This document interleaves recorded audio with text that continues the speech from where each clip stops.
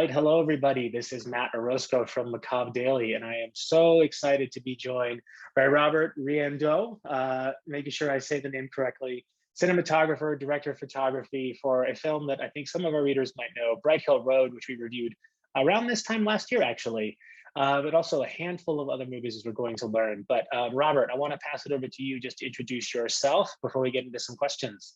Sure. My name is Robert Riendeau. I'm a Canadian cinematographer, camera operator, sometimes VFX artist, but that is very low on the totem pole. But I'm still a filmmaker at heart.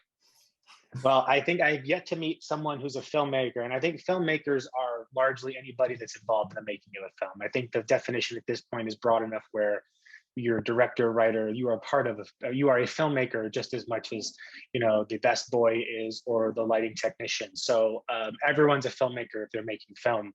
But I think what's most interesting in looking at your IMDb, which I think is everyone's kind of CV in the entertainment world, right, is just how much work you've been involved in. And you've worn a lot of hats in the industry, which I think, again, having spoken to folks who've been in industry, knowing that it's not just one thing you do, it's usually a multitude of things that you learn to figure out your place or where you want to go. But regardless, at what point did you realize and how did you realize that you wanted to become a director of photography or cinematographer? Well, I don't think I really realized that I wanted to be a cinematographer other than more than just wanting to be in the entertainment and art world. When I was younger, our family moved around a lot. There was a lot of displacement and that sort of thing. And I always thought that films were where the happy people worked. and I wanted to be part of something that was a celebration and departing from reality, so to speak. I had a very vivid imagination when I was a kid, I was told, and would constantly be making up things and thinking about other worlds and creating stuff around me. It always seemed like that if there had been like a spaceship present soon, I would have gotten on it and taken off. Well, of course, I'm older now and things have changed a little bit about that perspective. But that's what got me into thinking, what is this world of entertainment and art making? I found out later on that the two are kind of separate at certain times. But that's what it was. It was a desire to be in entertainment, for lack of a better term for it. But I really didn't know what a cinematographer was. That was still a long ways away. Of course, as you grow up, your mind matures as well, and you're able to take on new topics and think about things in more complex ways. And that's when I started to realize that there are many components to this. And then, of course, my grandfather was probably the person that was the very first filmmaker in our family. He had a stills camera and a Super 8 camera, both which were willed to me after he passed away. And those were the things that I used for my first image making. I had always been good with my hands and made things out of tin foil or those grocery store twist ties. My mom still has a large collection of grasshoppers, ants, and elephants that I made out of these things. And when I look at them, they actually are pretty intricate works of things. I mean, joints, fingers, muscles, antenna, eyes. I mean, the anatomical and physiology aspects of them still surprise me today. I mean, I don't think I'd be able to do what I did back then with that stuff. But it was, which I guess that stuff sort of led into wanting to create more, right? And of course, I thought for sure it was going to be art in some ways because film is just filmmaking. So I went to art school first, and the Alberta University of the Arts and Design. It was a college back when I went to it. And I went to the foundation year there, which I thought was a good experience. I had never had my personal efforts critiqued before, and I was totally unprepared for a class and a professor commenting on what I did. I mean, that was a huge wake-up call for anybody, and I think that's one of the best things for any young artist to do, is to put themselves into a situation where they are in a realm of constructive criticism and getting good feedback on their stuff, especially early on.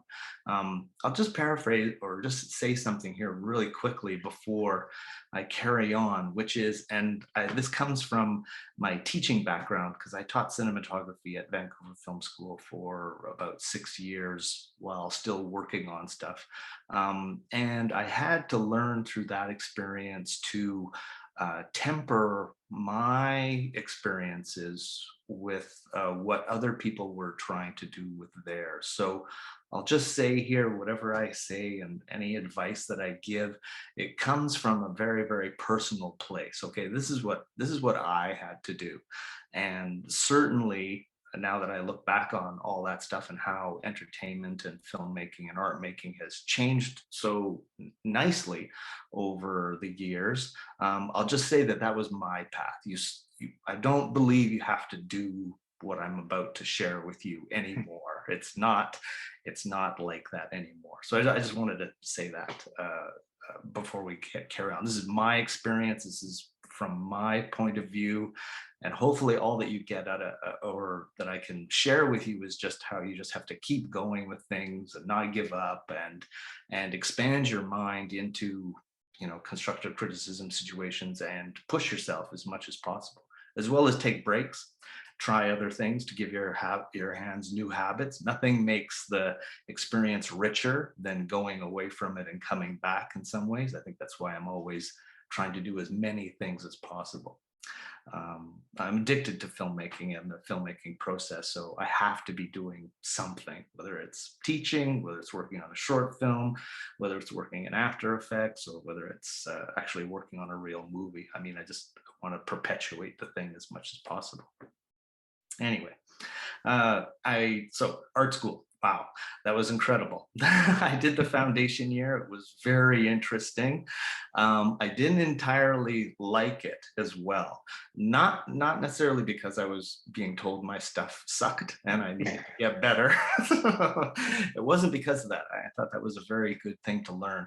And I had a lot of good mentoring to come out of that from a couple instructors that kind of got who I was and what I was trying to do, especially after I admitted to them that I actually really like film as well. So what happened in there is the other thing that I didn't like about it is that I didn't enjoy the solitary nature of art making. You'd go away on a project or an assignment or something like that. You'd work completely by yourself for days, sometimes all-nighters. And then you'd come back and then, of course, be stripped down to the barest bone of it, and then have to go back to the drawing board. I really didn't like that aspect of it, right? I mean, I didn't have the belly for it. I mean, that's also something that's good for people to know about as they're moving along, is what is working and what isn't working. And believe me, right? You know when something is really not working, and when something should be tried again, right? There's just a feeling. Sometimes you have to try it 2 or 3 times before the realization comes in, and that's only because that 3rd or 4th try on something is where the nugget of learning is that you need to get to the next step, and then you can put that aside and move on. Sometimes you get the nugget in the first go, and then you just kind of move on. I mean, that takes a long time to sort of know as well. So reluctantly, I left art school, and then decided to go across the plus 15 or across the courtyard from the college to the SAIT campus, the Southern Alberta Institute of Technology, because they had a film program there. And this is kind of interesting because when I told my parents, and we had gone through a great amount of strife to get me into the art school. Okay, I mean, my portfolio was accepted immediately, but my grades were a suspect. So I had to spend an entire summer You know what that's at, like. at summer school, yeah, to fulfill my grade 12 demands that the art school wanted, which turned out to be a great thing because when I applied to film school, I had both things kind of already. So there's that there's that plus of how trying something gives you something before you move on to the next thing. That still was latent information that I didn't understand until much later, how you solve problems. Anyway, it was quite funny because when I told my parents that I was leaving art school to go to film school, I was shocked at their answer, which was they thought I was crazy to go and do that. Now, I have to think about it. I said that I was going to go to art school as well, and they said that's totally fine. You can do that. But film school was crazy. Now that's the thing I thought was kind of funny. Art That is school, a little interesting. art school, no problem. Film school, are you nuts? What are you going to do with that? And luckily, I did. I interviewed. I was put on a waiting list. It wasn't like right off the bat. A few people had to drop out. I spent an anxious summer waiting to find out if I was going to get into that. And then luckily, I did. And then I really found where I wanted to be in. It was a group mentality. There were lots of people working on the same thing or on other things, so the solitariness of the filmmaking was taken away from it. And I'd always worked with at least one other person, never completely, totally by myself. There's always other people. And I thought that was a interesting and crucial thing to remember about the experience and how to keep going. So I just kept seeking out more group experiences like that. But again, still not knowing what a cinematographer was. It was just more about just finding out how the dynamic of a film set. I mean, it was so basic to me that I went to film school just to find out where people stood on a movie set, right? I mean, you have to understand when I went to film school, there was very little behind the scenes information. I don't think I had even was aware of American Cinematographer magazine at that time. I think I had to get my first year of film school in to find out that there actually was a publication where you could see behind the scenes pictures. Before that, it was just the Star Wars trading cards that had like Yeah. a picture of a light and a camera. It was kind of like, oh my gosh, there's other stuff behind it. Okay, this is possible. There's people making it, right? And that's basically what film school allowed me to do, is basically dive into those Star Wars trading cards and really fill out the expanse around what the card did not show me. C-stands, dolly track, camera tripods, lights, that sort of stuff, sound equipment, casting sessions, pre-production. I mean, it was really good. It was a really good education, and they did a really good job of teaching people there. There's sometimes the quote that bad film schools make good filmmakers, and good film schools kind of turn out bad filmmakers. I think all that you need nowadays is just a film school introduction to things. Now, again, I think that's why I wanted to preface with saying this is my experience and not anybody. You certainly don't necessarily have to do that now. Like, I come from the time when your camera and your telephone were separate items. They were not combined, and there was no way of ever imagining those two things being together. So it was about what's the word I'm looking for? Access. Right. Yeah. So the only way that I could shoot film and touch a real movie camera was to go to an institution that had one. That's the only way that I could do it.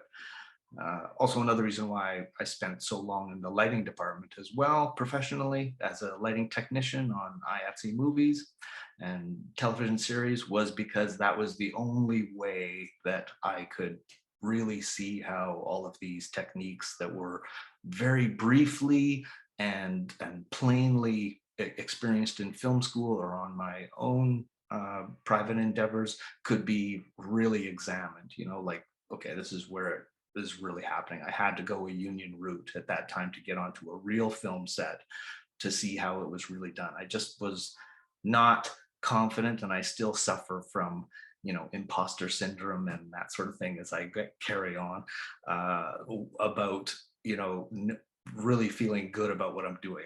I just knew that I knew I had something, but I knew that it needed to get better somewhere else. And I knew that I probably wasn't going to do it just by going over my same, bag of tricks on independent shorts. So I bit the bullet after high school, or after film school rather, and moved to Vancouver, and worked my way up from rental shop into the IATSE union from permitteeing, and then finally got onto sets and started watching real cinematographers work. And of course, all that time, sometimes being able to travel back to Alberta to shoot smaller things, and always trying to find more information about what I wanted to do. And that's probably when cinematography started to come into focus, right? I had a really good aptitude for exposure, and I think that's one of the things that when I was in film school and started working with people, why I was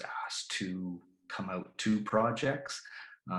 Certainly there were better people that could, had better framing or better, camera sense, like assistant camera sense, they could probably build one, or they knew what the optical flow of a lens was. I mean, that stuff was still, over my head because I approached everything from an artistic point of view. But exposure, lighting, and the light meter were things that I got right away. And those are still pretty much like intuitive things to me now.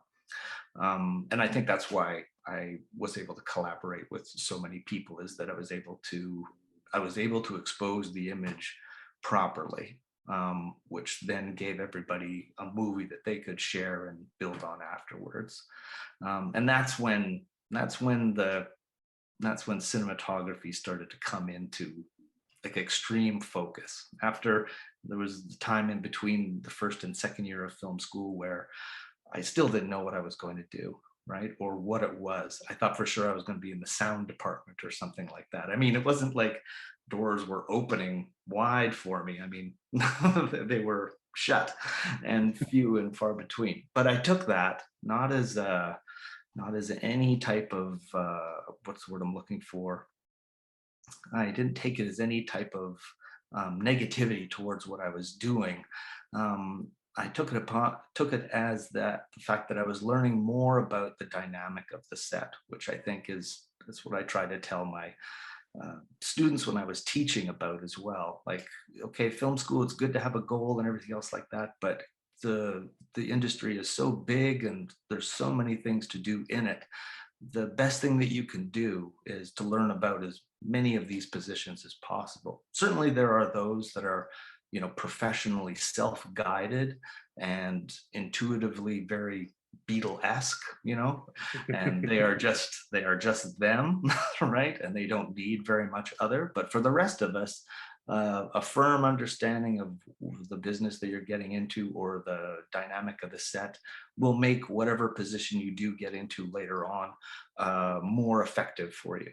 So that's the thing that I discovered from being a dolly grip, a first AD, a second AD, the boom guy or boom person, sound person, mixer, post-production editor, first assistant editor. I was never a production assistant, though, I have to admit. I tried to become Dodged a PA. bullet. I tried to become a PA, but I could never get hired as one. I always got some sort of level of head of department, but in some other thing, right? I mean, I even tried when I was very young. I even tried acting and modeling a little bit, just to be in front of the camera, just to start somehow. I mean, all of those things fed an appreciation and a empathy for everybody else's position. I realized now what I was doing was I was learning how to be the boss properly, right? And Yeah. and now because I have an affinity with those other positions, it made me a better collaborator on set. I had way more empathy for the sound department when I was putting in lighting. You know, I could understand the focus pullers' needs. And also because I had tried directing, you know, I understood that, you know, every director is always within an inch of tears at any given moment. So the best thing that you can do is be as fast and consistent as possible so they can get their time and have a really good collaborator, somebody they can trust and know is loyal to their process. Oh, I think that's such an interesting kind of way of framing everything, Robert, because I think what I want to kind of reiterate from what I heard is a couple of things. Is one, that the journey is not the same for everybody. And I think that the journey, and as you said, the journey should change as times change, because there's, you know, the access, as I think you put it, opens up. I mean, now the ability to make a film is so democratized that it really, the onus has never been more squarely on the creator than it has been to create. And it is a matter of having, and I think, you know, with that, with the focus you had of this idea that not everyone's journey is the same, here's mine, but also the experience that you're able to get through the process helped you, I think, it sounds like it helped you figure out, you know, where you thought you could be most effective. And I think that that's a journey that sometimes feels so irrational to get through. Like, it's not like, you know, you don't set out to be one thing and then that's just it. You know, you set out to be that thing, but you realize to get there, you need to do these other things. And sure, there's a way to cut those. I mean, there's always a shortcut if you want to try and find one, Well, but for I think sure. sometimes the journey is there to help instill in you a sense of understanding or empathy or experience that can help benefit you later on. And this idea that, you know, really what the biggest consistency is, this passion of wanting to be a part of the film industry, Mm. wanting to be close to it in a way that other folks, you know, as a consumer, you're not. And I think that that's really what separates people that work in the industry, the ones that don't, is the ones that want to be as close as possible to the creation of something like this. And then there's, and it's, this isn't not even a judgmental way. There's people that just want to consume. Yeah. And I think the consumption, you know, you need both. You know, you can't have a proper creator community without people to consume the art. Mhm. But inversely, you know, there's a reason why some creators aren't going to be the world's best consumers of art. And at the same token, consumers don't create. You know, not all of them are out there making films because, one, the process is discouraging. Two, you know, it can be, it's a, and as you kind of elaborated, it's not so much like I'm going to go make a movie. It is, I would like to make a movie, but in order to do that, I need to figure out how to, because I went to film school too. And one of the things I was kind of thinking about when you were Bravo. talking about your, Congratulations. thank Good you. I for mean, you. it's, Good for and I you. don't work in film, you know, I don't work in, Yeah. this is the closest I get to the industry. But I think one of the interesting things about my experience in film school was I had the best classes of all my friends.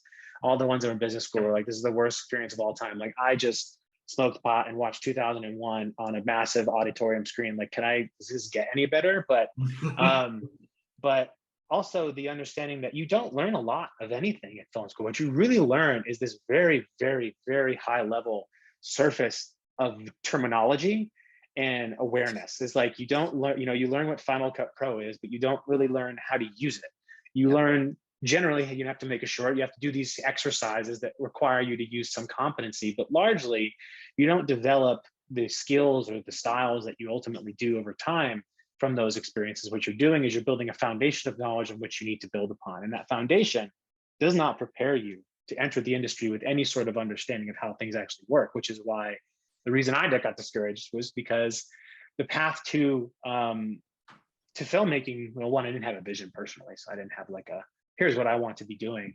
But also, you know, you realize going into it, having done marketing internships for companies like Full Moon and other independents back in LA, you know, you realize like you have to put up with a lot of stuff in order to get to where you want to be. And I think that that passion ultimately dictates your ability to put up with so much of that. And so I always come back to, and everyone I've talked to has always kind of said the same thing, which is, you know, the only reason I'm doing this is because I love it, because I want to do it. Because, you know, Yeah. the money's not really there, you know, statistically speaking. It's not like working in the film industry equates to X amount of dollars in earning. But it is a closeness to the process and to the art of filmmaking that I think sounds like drives you and has driven so many others. And also the fact that you're able to help realize the filmmaker's or the director's intentions, in some cases the writer's intentions with your work on exposure, I think is so, like, that's why it's so interesting to have your point of view in this conversation, is because people don't think about how a film gets made unless you really want to understand it. And, unless you're the person who watches all the special features, or, you just want to be in the film industry yourself. And so you want to, it's never been easier to just immerse yourself. But there is this appreciation for the process. And so when you're thinking about, your ability, you're not just your abilities and your talents naturally to kind of help with exposure and really getting the shot right, but it was also this idea that it allows me to do something that I want to do. Mhm. And I was wondering, as you became more aware of the kind of role of the director of photography, of cinematography, who started to inspire you? What inspired you along the way? Well, it was certainly the directors and the filmmakers that I was working with, because they had a specific taste in mind. They had a reference image, or they painted a really good visual description of what they wanted to do. And then of course that just excited the whole process, and then I would say, well, what about this, right? Certainly it didn't always work, right? I mean, sometimes I was misaligned with some things, and then something still turned out really well. However, there's a great quote by Robert Elswit, a famous cinematographer for P.T. Anderson, and I believe it, which is the fastest way to fuck up somebody's movie is to try to light it, right? Because there's so many things that go on with that. First of all, the time that you spend to light it, right? Which then takes away the director's time and the actor's time from accomplishing that specific goal, because it might not be able to totally live on the one shot that they now have only time to have, right? Because of that, right? You've certainly painted a very nice picture, but it could possibly just can only live as an establishing shot of the scene in some ways, right? Now, sometimes you get very, very lucky with that. However, most of the time you need more to build on, because the actors and directors are finding the rhythm of something, and it might be your camera or your lens might be either too close or too far away, and the lighting might not still be finished enough for everybody to put into it what it is that they want to. So I thought that was a great quote, and every time I'm on a movie set, I think about that. That is the thing that runs through my mind as well. Like, Robert, what are you gonna do to fuck up this movie? Well, imagine being John Alcott, right? Having to, light Barry Lyndon, trying to work with someone like Kubrick, and then realizing you want to use entirely natural lighting to get there. I mean, I think you bring up something really important about filmmaking that is that the easiest way for me to describe it, because I live off metaphors. That's how I relate to the world. Is our eyes have, if, again, you have the ability to see, your eyes can do such an amazing job of taking in the world. It's when you pull out your camera that you start to question, is that, like, how is it that what I'm seeing so different than what I can capture? And then it's kind of like if you're taking a picture of something and you move a little bit and you realize that the light, there's a flare now, or that it doesn't get you the shadow you wanted. Somehow the picture doesn't look as good, or you take the photo, you think it looks the same, and then you look at it later, like, this is something wrong, off about this. And there's something you bring up, is that a film is a living piece of art. It is a moving piece of art more than anything else. And so your ability to get that vision correctly isn't just one shot. It's a series of maneuvers and shots that gives us that opportunity to see what is intended without the interference of life, essentially. Mhm.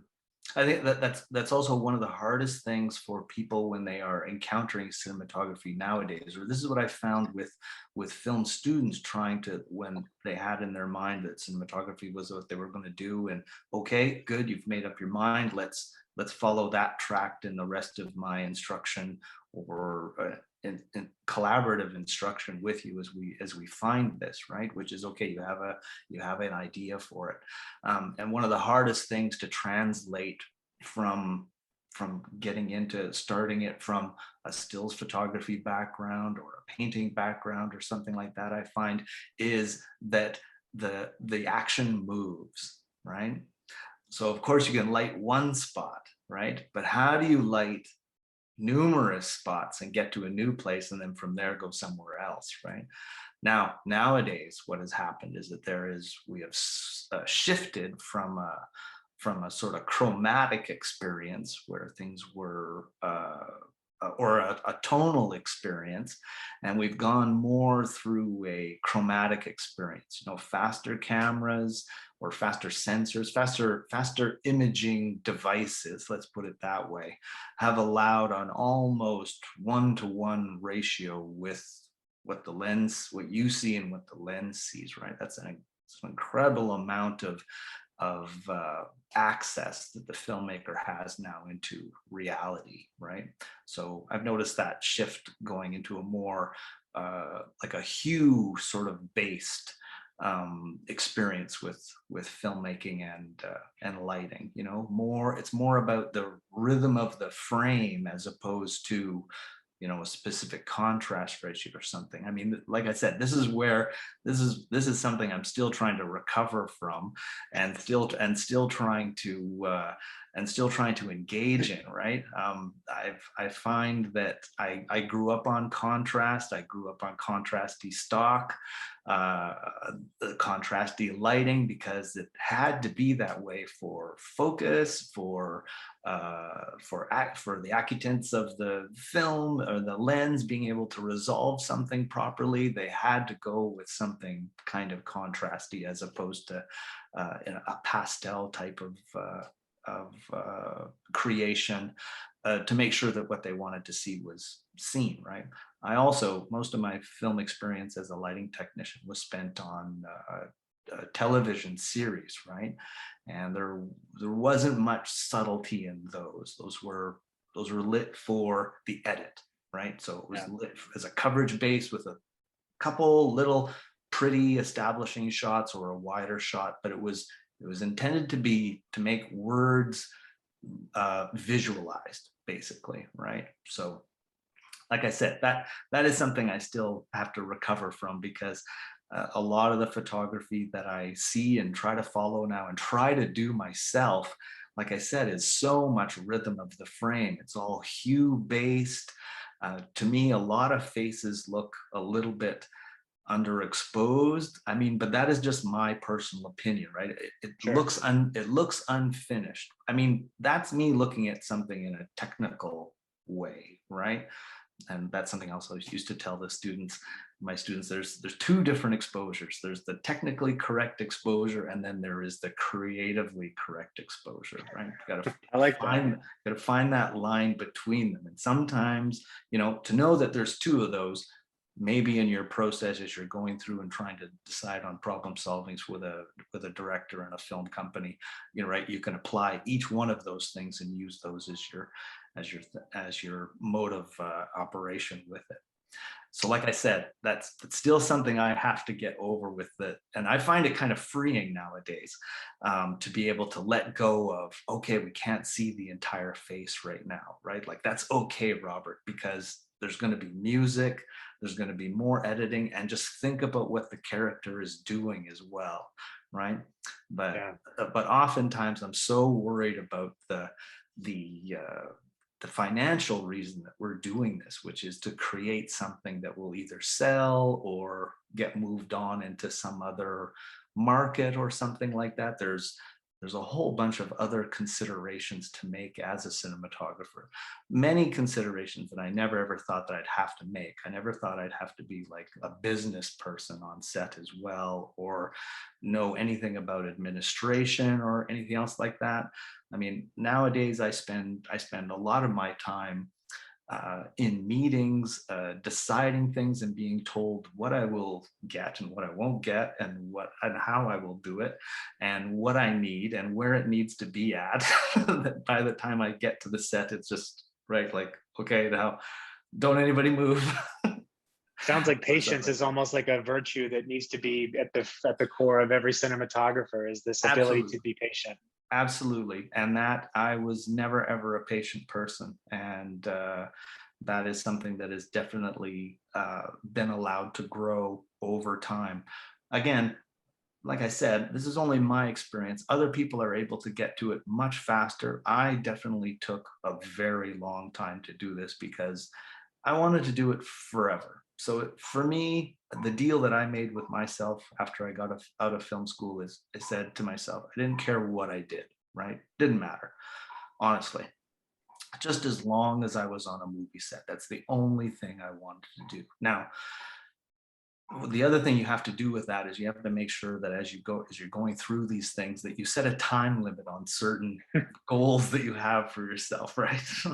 I'd say 4 years, for each thing, and then pull back, regroup, reassess, and then make a new goal, and then start off again. So that goal of just being on set, I didn't care what I did. I mean, I got exactly what I wanted, right? So be careful what you wish for, because you will get it.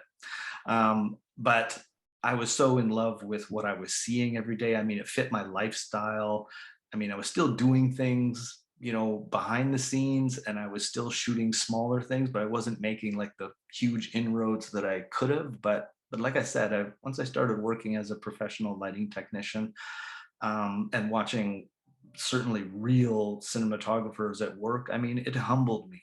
It didn't make me go, oh yeah, I'm gonna just go up and talk to the DP and try to schmooze my way into something. Although I did see some people do that, and it worked for them. I just knew that it wouldn't work for me, right? I mean, my Yeah. maturity level or my knowledge level. I mean, each time I tried to do that, something inside me said, I think you need something else, right? So I had a safety valve in there. And also, like I said, I was just addicted to watching the process. I mean, I've worked on so many things that I got to see every problem that could befall a production. And then I got to see how they solved it as well. So for a person, who had an affinity to cinematography or filmmaking, I mean, I just followed the shark deeper into the water and got even more lost with it, right? I mean, it was spellbinding to have seen the things that I've seen, and to learn the things that I did like that. Like I said, it made me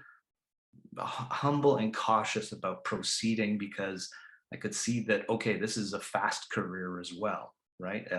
I worked on lots of shows, but each one of those shows had a different cinematographer. I mean, that said something to me. It's a quick career if you're not ready for it, and there's lots of people that are doing it, right? Especially when you hit that sweet spot and you are the flavor of the month or something like that, or you're the trustworthy, reliable person, or the one that's the devil that they know as opposed to the devil they don't know. I mean, there's lots of work for you when you start to do that. But it's entertainment, and filmmaking is a business that lives on the bleeding edge of everything, and they love new, right? They want it to be new all the time. So they want new talent, but of course they want it to be done just the way that all the other people did it as well, right? Of So course, what a do it your way, but do it like everybody else. Absolutely. So that, like, what a huge challenge for any a young cinematographer. That obviously that's why it can go kind of sideways immediately. And I just didn't want to do that. I needed a better handle on it. So that's why I considered it for so long, right? And also, the other thing that I learned that I was doing, and like I said, you won't really get to move up until you're ready. Some other people get to do that very quickly because they get it very, very fast. But every answer I would get, a new question would come out for me, and then I would, you know, I guess the only word that I can use is delayed. But now that I look back on it, the term that, and I've shared this with prior film students as well, is that I was actually learning how to be the boss, right? So I could have had those moments. And when I did get those moments, that's possibly why it didn't always reach the level that I was wanting, because there was still something missing, right? But that's what I was gaining through that, as I was learning how to be the boss. Because when you are the boss, there are many, many hard decisions that you have to make that don't even encounter the realm of cinematography. And as we were saying, film school is a very, very brief, broad introduction into things. And you shouldn't ever expect, the film school has no right to be able to hand you a career. That's not its job, right? Yep. It is merely one door to go through and color the rest of your world from that. You cannot expect a film school to be entry level, or even an entry level into the business. It is a broad physical explanation of what you've been dreaming about. Because probably at that point, that's all you really deserve to have, right? Which is a confirmed physical realization of what you've been thinking it is until then. And then you get that opportunity to like finally put reality into what you were thinking, right? And then from that, you can start to weigh the options of how do I feel now about Yeah, that. dude, this do I want to spend my life, dedicated Yeah. to Yep. this bigger goal, and how what role do I want to play in it? And I think that there is this general sense again of just discovery that you keep coming back to, of this idea that I like what you said about the whole, when you weren't ready, some people move faster than others. But I Yep. think that there is this, you know, I'm not the only one that believes this, but you learn more from the things the failures. And I don't want to call not getting certain places a failure. I think it can be No. some bit of a harsh term, but I think not getting what you want and having to learn why and then what to do differently, or maybe it's just not the right time, the right person, whatever that case is. I think to some extent there is a reason behind it, and it's either you're not ready because you're just not ready as a individual, as a creator, or maybe it's not the right set for you to be like. It's just there's so many other things that could be explaining why you aren't where maybe you think you should be or where someone else is. But I think going back to the idea of what is your personal journey is really important, and then what do going back to what keeps you excited about the process, because one of the things that took me out of the industry pretty quickly was that I knew that I was going to have to sacrifice a lot in order. And one is, I'd say, vision. I had no vision about what I wanted to be, even generally speaking. So that in and of itself, I think is just, there's some testament to saying I want to do even something as broad as I want to be on a movie set. It means you want to make movies. Mhm. If you want to be like, I want to be the person who works with BMW when they Mhm. figure out the James Bond car. Like that's a job in the industry. But having that sense of generally where do I want to sit, in front of the camera, behind the camera, or in a building somewhere. And then beyond that, it's a matter of persistence and patience. And even if you're not a patient person, because I genuinely believe that any creator, particularly artist, is not a patient person by default. No. Because I think as an artist, you are largely driven by your impulses and instincts in a lot of ways, because that sometimes is how you create. There's a method to your process, but spontaneity is such a great way of infusing excitement into a creative process. And I think real artists are not, they're just going for it, as opposed to trying to figure out what's the absolute best way to make money or make art, because like Mhm. they don't always align. But I think going into this with the idea like, this is what I want to do, this is what I want to spend my life doing or time doing, that in and of itself opens up so much to you, because you're not thinking about a singular goal. You're thinking about a career at that point. You're thinking, where do I fit in this set? What do I want to be? What's going to help me get to where I want to be next? And I think that there's just in hearing what you've shared, I think there's a lot folks can take away from this idea that, and I think and other folks have said this before, but I think it bears reminding because it's so easy to forget it, which is if this is what you want to do, start doing it. Whatever that means, get a camera out, start writing something, film something, take a course, watch a special feature. And I think to some extent, I would even personally discourage folks from going to film school unless they absolutely already know that they want to be going into film and they need a classroom setting for them to get that information. Because what film school taught me is that if someone could pay me to write essays for the rest of my life about genre theory and symbolism in film, then I would probably be set for life. Now, the reality is that's not a real job unless you want to become a professor and become a PhD, which is in and of itself a totally different path. But you can learn a lot through film school. In my case, I think it taught me more that film is a passion of mine, as an interest. But as far as being creator, I'm not sure if that's where I sit. But I learned so much about it. If you're so interested in something, you never take learning of anything about it as a bad thing. Even if it's not your career, doesn't matter.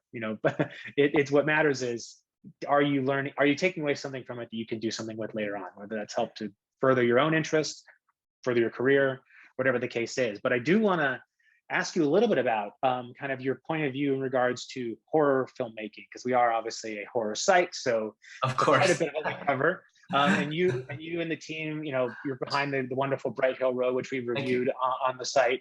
Thank you. We've spoken to Robert and Susie and Colin. Like, it's just it honestly is the gift that keeps on giving. I think that film, not just because it's an amazing film, but all the people that work to it seem to be some of the nicest people I've ever met in my entire life. But when it comes to shooting horror, what do you think, as you explain the role of the cinematographers to help kind of realize the vision to some extent. But when it comes to horror, what do you think makes effective director of photography or cinematography? Like, what makes things scary? What makes things scary is a really good soundtrack. And that's also what Bright Hill Road had. Honestly, when we read the script, and this is no slight to the script or anything else like that, but I mean, it was like, how are we going to do this? I mean, it was so, Full abstract. yeah, right. It was kind of like, I mean, I honestly went, am I ready for this? And then we found out also, oh yeah, and we only have 9 days to do it. I mean, if that wasn't enough to scare me, that scared me, was the process of making it. That was the horror. That was the scary part. It was the nine. So it's the shooting time. It can be the source of complete fright or complete fun. Maybe a little bit of Well, both. all those things were, all those sayings were going through my mind, right? The fastest way to mess up somebody's movie is to light it. And now you got 9 days, and we have to deliver a competent movie. Not because, honestly, I mean, it still hadn't been sold or anything else like that. There was only private investing and what we were putting into it ourselves. And so the risks were low in some regard, but still the other thing that is hanging over your head is that this has to land somewhere, or some other people won't get paid or get what they need from it. You know what I mean? Mhm. So that, as far as the horror movie didn't scare me aspect. It was just the attempting it. That was, I mean, and I love working at that sort of feeling. I don't think I've ever had a restful day in film at all. None of it, right? I mean, in some ways, that's why I'm still glad that, well, that film is making a resurgence, of course, and there's a renaissance, and it hasn't really gone away. But when digital cinema cameras came out and we didn't have to worry about that stuff, I mean, I breathed a sigh of relief. Like, that was one thing that could go away. I mean, I worked on lots of music videos where you'd go into the edit suite or the transfer suite, and you'd get there, and this is like a $400 an hour color correction thing, the final process, and then some lab assistant hands you a stack of neg reports, you're right, and they're saying scratches, flared, flash throughout, or the worst one that I got was ruined. And we were just about to step into the suite. It's kind of like, oh my gosh, right? Like, as soon as the mag was taken off the camera and recanned and put exposed on there, I mean, I did not have a moment of, it was not a sigh of relief after that. I mean, I had upset stomach for the entire night until we saw the thing. And then even after that, it was like, then I had like one brief moment. Anyway, kind of got off topic there, but that was the scary part of making that. But of course, that what scares me also excites me too, right? And you'll be surprised to know that I'm actually not a watcher of a lot of horror movies, right? I the combination of visual and audio in those things. I mean, I have seen them, right? Like, right, The Shining is definitely one of my favorite movies, you know, as a horror movie, and I watch it often, and it still frightens me in that sort of sense. So it's not a genre that I go to willingly, right? I love I love walking around my home at night with very low lighting on and without the fear of something behind a corner, right? I don't like that, right? And but that also speaks to the effectiveness of the genre, right? I mean, it's scared me. I go to these movies, and Bright Hill Road is really the only horror movie that I've shot right now. Everything else has been sort of screen dance, fantasy, you know, those types of things. Done a bunch of short horror films that have done quite well as well. Um, but but it's not a genre that, like I said, that I go into willingly. It scares me. I have extreme respect for it as well, and I find it to be a lot like comedy as far as timing goes. So it's more about the machinations of it that scare me. You know, that sort of stuff. Making sure that the timing is good for it. And again, I'm not trying to put down horror or anything else like that. I mean, like I said, I have a great respect for it, especially when it comes off properly. But also, I know that it's a movie too, right? So it helps with Yeah. that. When I was younger, growing up, there were a couple influences that I think may have that I found. A sort of deep resonance with, and these things scare me. Okay, so those things I definitely bring to horror movies uh, that I would want to shoot later on, or definitely when I worked on Bright Hill Road, those were definitely personal references. I don't think I shared them with the rest of the team. It's just stuff that is always with me. So I'm always kind of drinking the venom as I go along here. It's kind of strange. I'll just divert here briefly. Oddly, what happened after Bright Hill Road is that I got some very good opportunities with a company called Real One Entertainment, and I have spent the rest of my time since Bright Hill Road shooting romantic comedies.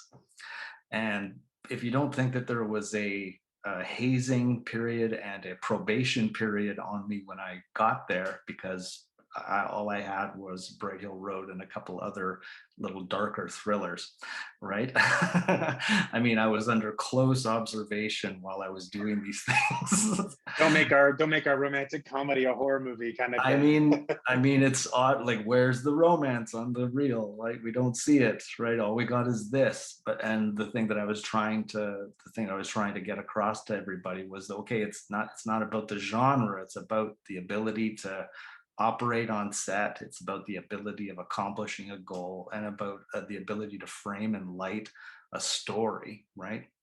Yeah. Now, you'll be happy to know this. I'm returning to my darker roots here. And in fact, right now I'm prepping another TV movie, and it's a thriller. So I get to go back and do something a little bit darker. And it's quite interesting to return to the genre after having done a bunch of brighter, more romantic, more colorful type of pieces. So I'm actually very interested to see how I reinterpret the darker aspect of it after having what I think sort of honed my photographic skills. That's something else that came through the horror genre, especially working on Bright Hill Road, is the fact of how I could leave things out as well.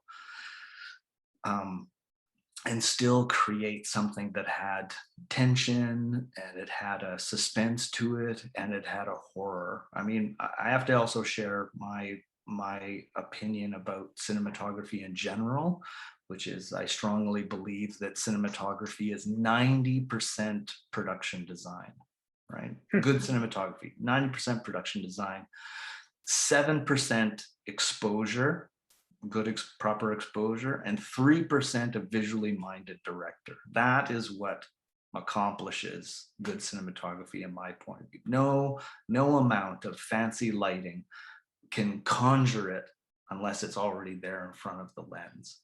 And one of the best things about Bright Hill Road, and with the director Robert Cuffley, we were actually able to, who I met in film school, my film school. So I've known him that long. So just going back to what film school can give you, Yeah. it can give you the people that you're going to work with for the rest of your life, hopefully, right? I mean, that's something else I tried to tell the students as well. If nothing else, I mean, I hope none of you ever have to work with anybody else than who you have right here, right? I hope that's the only case. You can have all your battles and all of your disappointments with this group of people. They don't have to be strangers, because that's even harder if you have to do it that way. It makes it even more lonely. So one of the things that we were able to do on this was spend time like we used to when we made our shorter films. Because film was expensive and the camera was expensive, you could only have it for that particular time. And even if somebody gave you a bunch of shorthands, extra film or something like that, it was kind of, it really wasn't a benefit, because you only had so much money to process what you had anyway. So shooting more didn't really give you more, because you still had to, well, thanks. Now, then I still have 35mm film short ends in my fridge even now, right? Like I can't let them go because they were a gift and they were so hard to come by that I still to this day will not give them up because of that.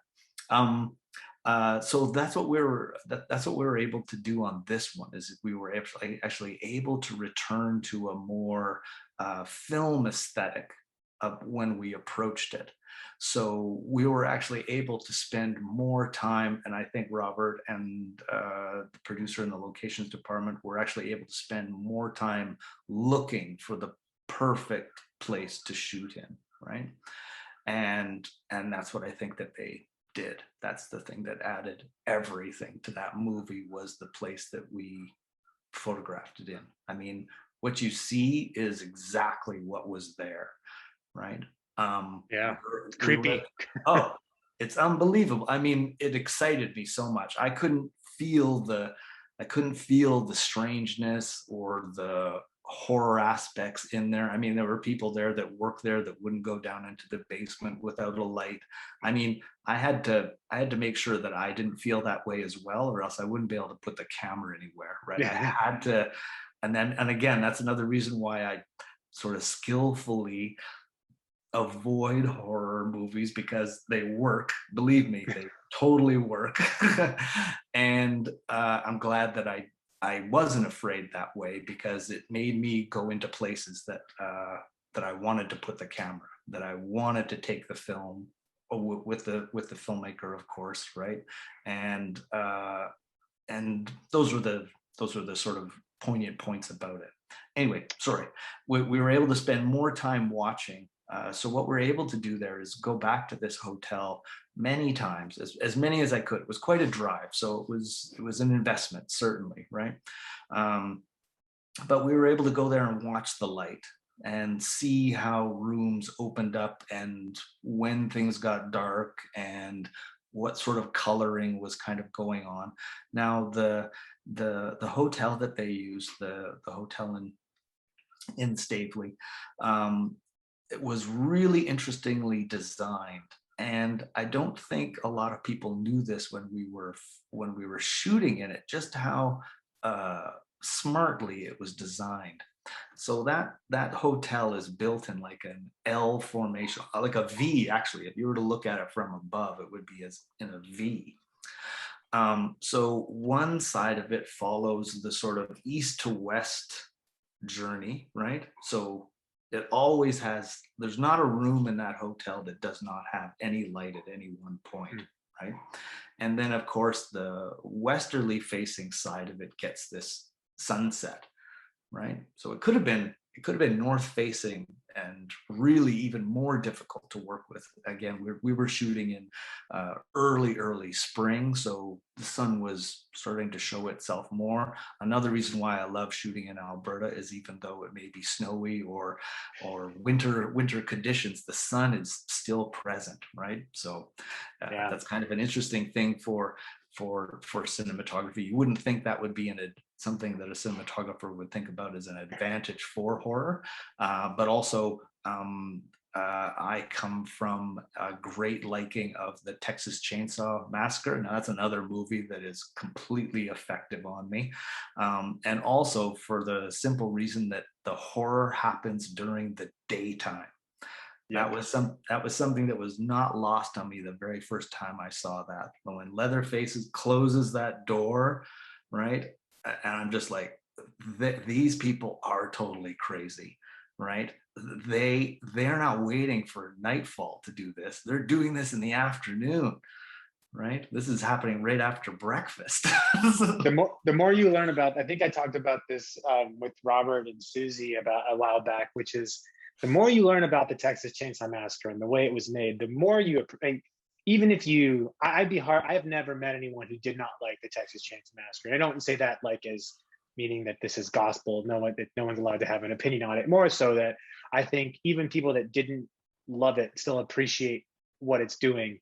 And the more you learn about how it got to be that way and what they did to get these shots, because again, short shooting schedule, very limited funds. I mean, this is all, I think to folks like yourself, these are just kind of like normalities. But I think you don't always think to yourself at the time what you're making and what feels like necessary and normal might become something iconic and long lasting.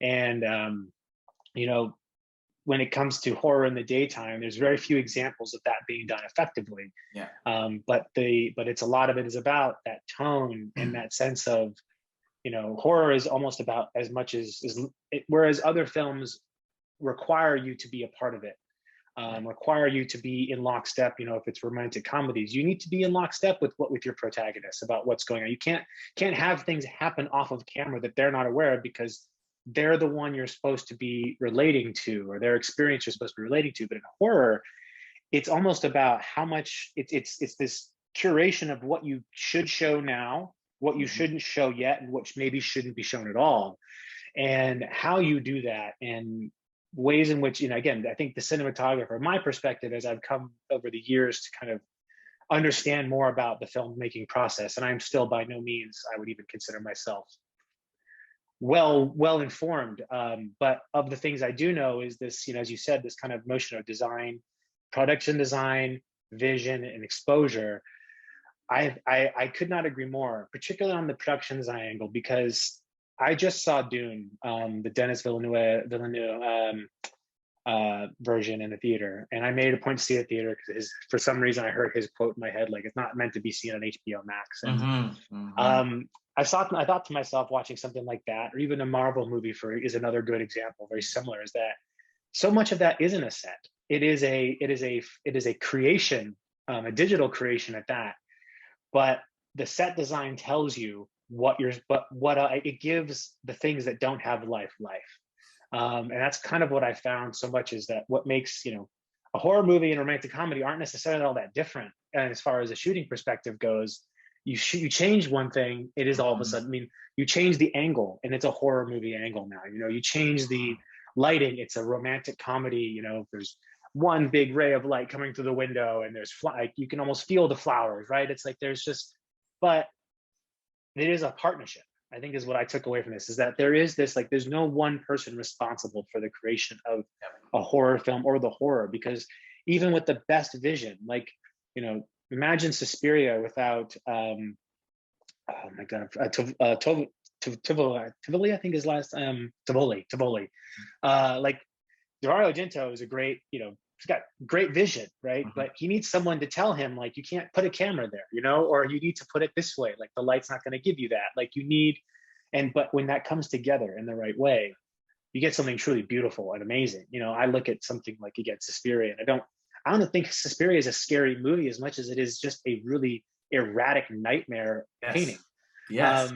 And that's totally. like what it's watching. You're not watching a narrative, because it doesn't make any sense. I mean, you Yeah. try and follow the plot of Suspiria, like it's not meant to be taken linearly. It's meant to be taken as, if I was having a very lucid dream about being at a ballet school, this is, and set that was run by witches, this might be what it Yeah, would be like, you know. totally.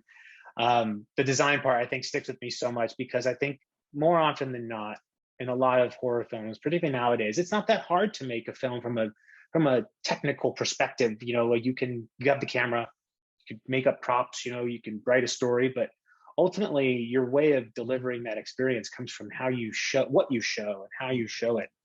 Mhm. And I think that that's what, you know, when you were talking about kind of horror, you know, having shot romantic comedy, shot horror, I think you need to shoot all of it, Yeah. because ultimately the best horror movies are the ones that know how to work the camera, or work the shot, not for in relation to what's meant to be taken from it, right? Mm. You know, I think of movies like Don't Look Now, you know, is got maybe, I don't know if I'd even consider it a horror movie, but so much of it is shot in a way that isn't horrific. You know, it's actually looks like a travel documentary. It looks like it could be kind of like a drama, you know, film, but Yeah. up until the last It's bits That's or right. the parts. It still has to be, it still has to be beautiful. It still has to be able to engage your eyes and your senses and everything. That's why I knew that the horror actually wasn't part of my responsibility in that sense. The horror was Robert's, Susie's, Siobhan's and Michael's and Agham's job. They were there. I was there to make sure that we got it right? To make sure that the atmosphere was present. And thankfully, without taking everybody out of it too much, a lot of what's been nice to see is that a lot of reviews for Bright Hill Road afterwards noted the atmosphere as a compelling, collaborative aspect of the movie that helped everybody believe what the people were doing, which means the directing, the writing, the music, the sound design, and certainly framing the acting, right? That's what I was there to do. I was there to also to be loyal to it, to make sure that the 9 days, plus a couple days of pickups later on, but I mean, 9 days for all the acting stuff, every acting thing that you saw there, the story was shot in 9 days, right? So somebody bold enough and willing enough to go on that type of crazy journey as well, right? That was my job, is to there was two sides of it, the production and then the directing side of it, right? And then I was sort of like the third pillar that sort of made the trifecta of, okay, this is possible. Before it was just kind of like, is this gonna happen? I don't know, right? I mean, don't get me wrong, they were willing, they wanted to do it. It was kind of like that. But I mean, it was always omnipresent, this short time that we had to do this with. And I saw my job as the glue between those things to make sure that we went for it and we did it and kept going when it felt like we couldn't do it anymore, and just to be a willing participant in the process to find out what it was, to make sure, like I said, to make sure that the atmosphere was there, whatever that happened to be. Sometimes it was even more scary with nothing, I mean, I brought and I pride myself on the ability to be able to do something with extremely little. I think that was the benefit of, if I can bring it back at all to what I was talking about, how to, spend your time properly as you start to learn your craft and what you want to do. I mean, as a lighting technician for 25 plus years, I mean, I've moved a lot of heavy equipment, like lots. And then I've seen the results of what happens with that, right? So that was not lost on me going into Bright Hill Road. What's the minimum that we need? And how can I manufacture a similar look with something less that I could do myself, right? I mean, there was an assistant there with us. I had a camera assistant whose job was entirely the camera, building it, putting it together, pulling focus, changing batteries, right? And then I had a lighting grip assistant that had some experience, right? But I mean, for the most of the part, I had to have had to explain exactly what we had to do there, right? So with that in mind, you know, I had to tailor an approach that could be handled with that. That's what I brought to it as a cinematographer, was the know-how on how to scale the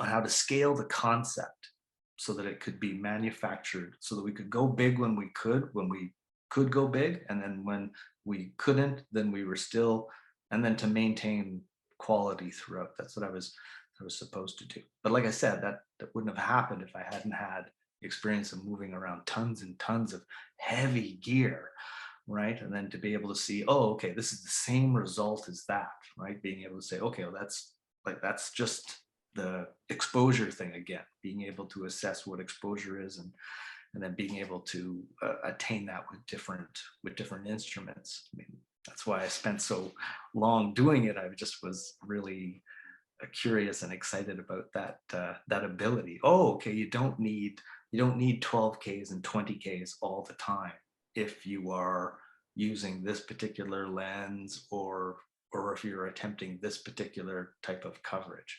Anyway, The same excitement you get from growing your craft. You know, it's kind of like when you figure out a new way of doing something, or even a shortcut to some extent that gets you to the same outcome. It's almost like that gives you that it's that reciprocity of my hard work has manifested into some way of like some process or some new way of doing something that is going to help benefit me.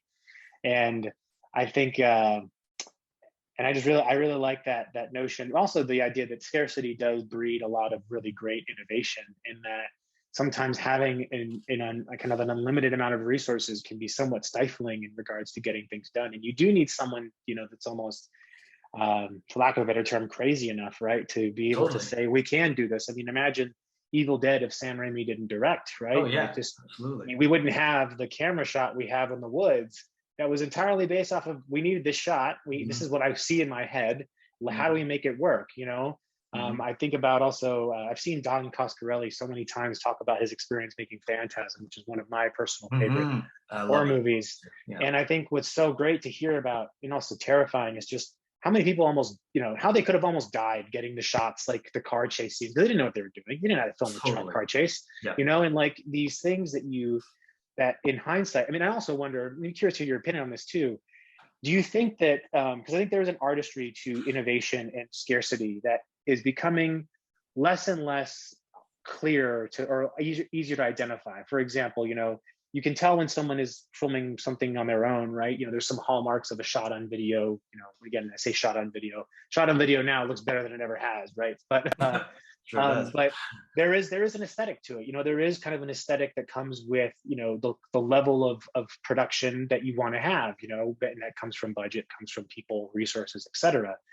But there aren't a lot of, you know, in the horror realm, we're beholden to our ancestors to some extent, where we have a very hard time creating new iconography. We have a very difficult time, you know, delivering things that are going to be long lasting. Maybe it's because of the protectiveness of the genre. You know, maybe it's why there aren't many great, you know, it's why fantasy and sci-fi maybe are harder to do in a lot of ways, because it's really hard to get a hit. You know, it's really hard to make a big hit and a big splash in this community. But at the same time, there is this, you know, all the movies that people revere are the ones that were done for very little money and very much people's first, you know, Dean Cundey doing Halloween.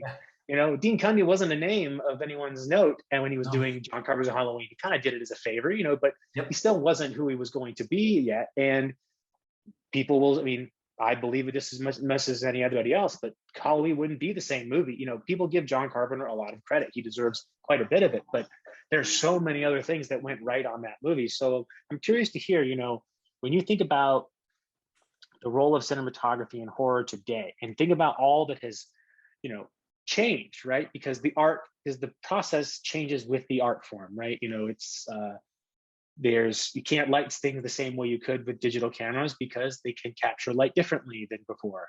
So how do you think I'll put this into two questions. Do you think that the way a cinematographer approaches a horror film has changed compared to how it used to be? And if so, how? You know, what are the ways in which we've had to change your approach to make it scary or to deliver a vision based on what didn't before? That's a good question. I find that actually a lot of horror things are part of even more modern dramas more. Hmm. Like when I watch House of Cards or Ozark, those are horror movies, right? I mean, The Nest and those other things, they don't look like it. I mean, they could also be very, very easily a romantic comedy too, just with a little bit darker palette. But I find that, and again, this speaks back to what I was talking about, how we've moved from this tonal quality into a more hue-based approach to things, more rhythm of the frame. I think just people are able to, especially now because the equipment has more sensitivity and there is a more realistic sort of feeling generally throughout everything. And I think that's kind of come from horror, the stylization of color and contrast and that sort of thing. That has become more prevalent everywhere. I think people want to see more horror aesthetics in there because they want to push a drama sort of motif or something, or a dramatic agenda. So they're using horror to get across suspenseful movies. I even find that a lot of dramatic movies want to give like a full package. They want like a fantasy aspect, they want a romantic aspect, and then they want to have some thrills and chills in there as well. That's something else that I've noticed, is that it's not just a romantic comedy, or it's not just a dramatic movie or something like that. What I've noticed about a lot of movies nowadays is that they have like it's a full course meal, right? There's many different things and aesthetics kind of going on through it, and that's possibly because more filmmakers are, because possibly the equipment and the way that people are getting to their positions now, or getting these jobs, is they're able to see more films. They're able to work with different equipment. They're able to experiment more, and they're also taking the film language and sort of not usurping it, but imagining some of the connotations of it. One of the best ones is Too Old to Die Young. Now, that's a dramatic movie, or TV series, but when you watch that, I mean, that's a horror movie as well, right? I mean, it has lots of horror things in it, but it's not a horror movie, right? But it has a lot of sort of the affectations of a horror movie, and a contrast, darkness, subdued colors, but also very, very bright saturation at certain moments. I mean, those are filmmakers using those things to heighten the sensory experience of people, right? To get a point across, whether it be romantic or otherwise, not just to be horrific.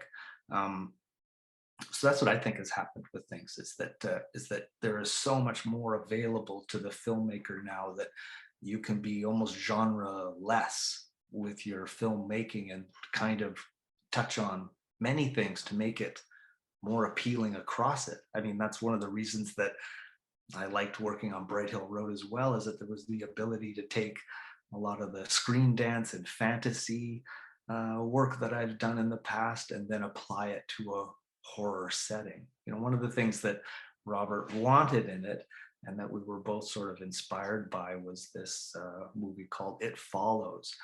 And he really wanted to try to minimize, I mean, that's a genius director thing to do, which is to decide how you want to approach it so that you can actually get it done. So it kind of came out of necessity, the idea of, shooting for 9 days, and then, what kind of coverage are we going to get in that to make something kind of happen. Matt, I'm going to stop here for a moment, just because the light is changing in my Yeah. room here. I'm just going to turn the blind slightly so I don't have this happening on my face. No worries. Is No that worries. okay? Just one moment. No worries.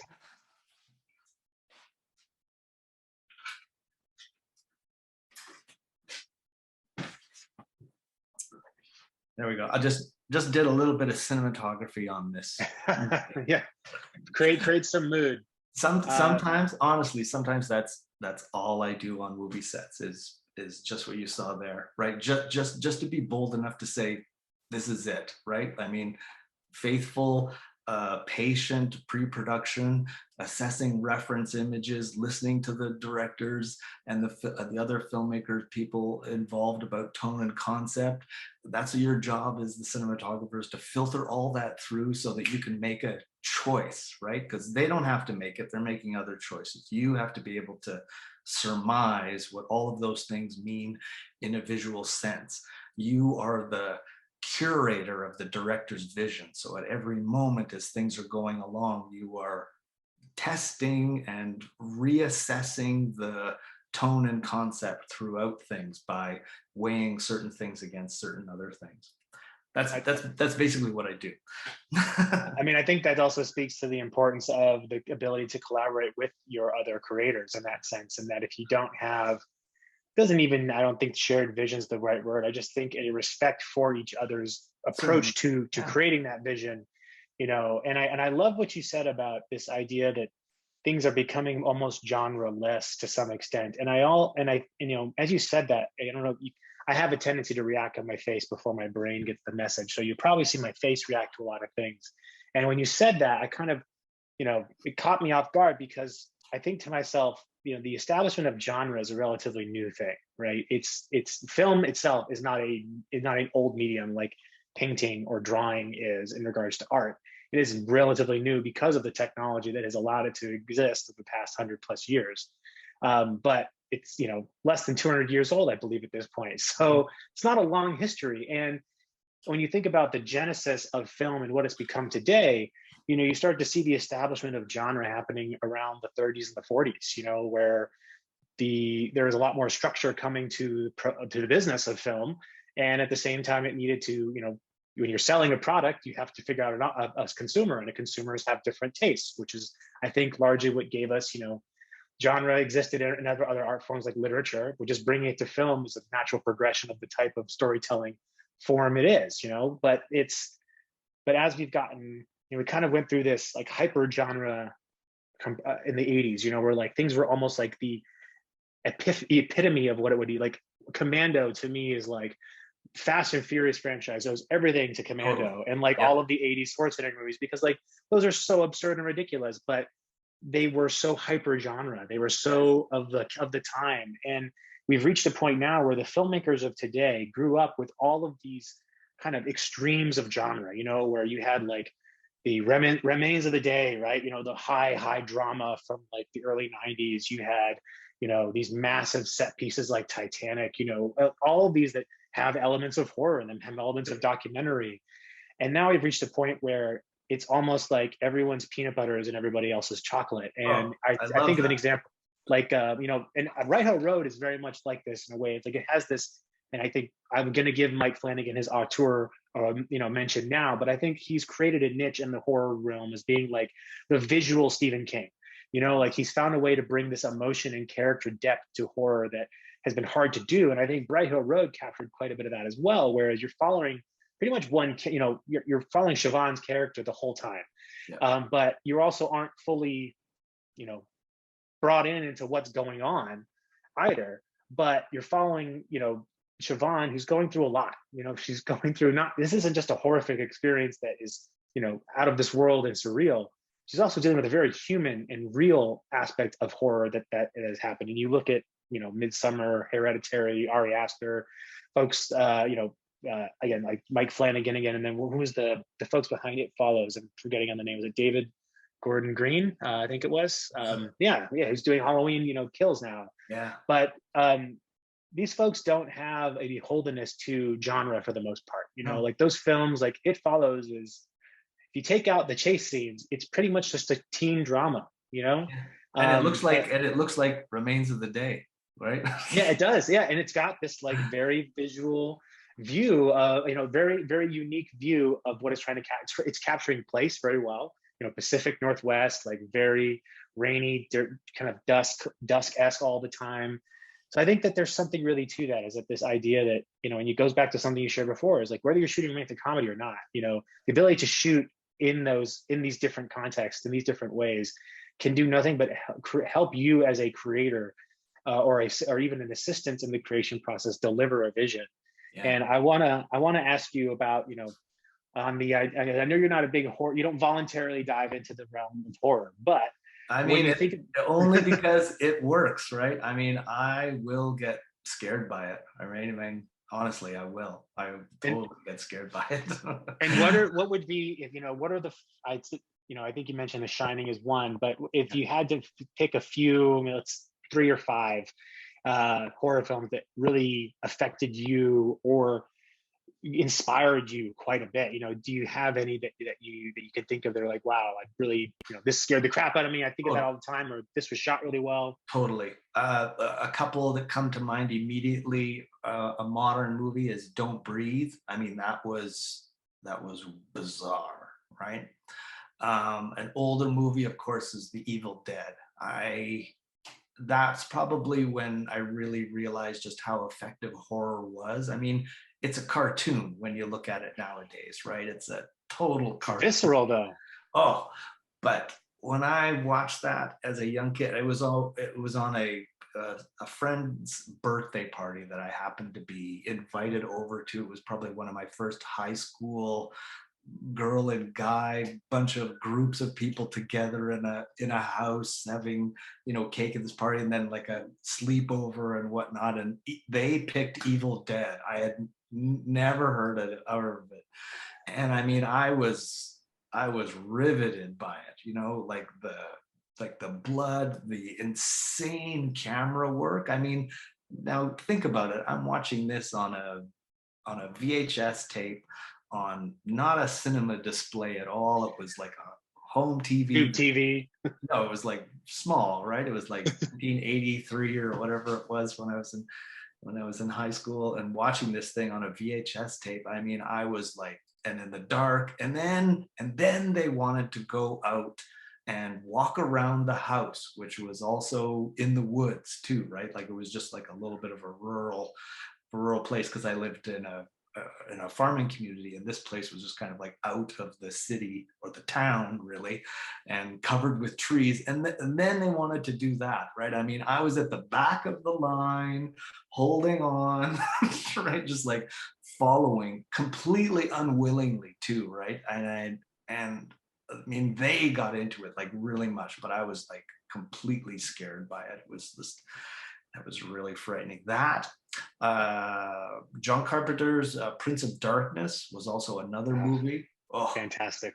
that I saw in the theater, and when that hand goes and touches the mirror and the water, I just went, "Oh, that's too much," right? It really scared me. The Exorcist 3.